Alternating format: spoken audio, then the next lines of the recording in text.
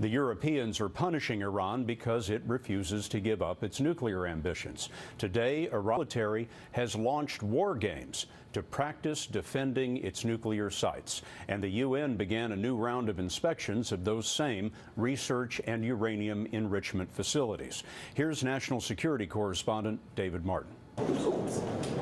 With no real expectation of a breakthrough, UN inspectors arrived in Tehran today looking for answers to their questions about Iran's nuclear program.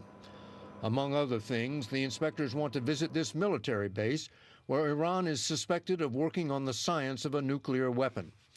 Herman Nakerts leads the team. Importantly, we hope that we can have some concrete results after this trip.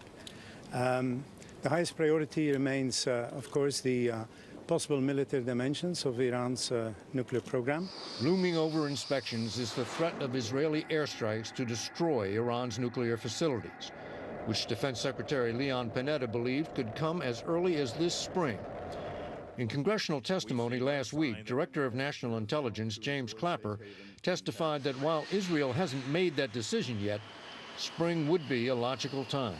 What could have given rise to this is simply the fact that the weather becomes better, obviously, in the spring, and that could be conducive to an attack. Clapper will be in Israel this week, the latest in a series of high-level meetings in which U.S. officials have tried to persuade the Israelis to give sanctions more time to work. Although Panetta has said Iran could have a bomb as early as this year, Clapper testified it will take longer than a year.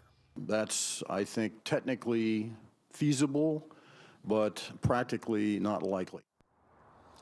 U.S. officials continue to believe Iran will abandon its nuclear ambitions if economic sanctions cause enough unrest to make the regime think it might lose its grip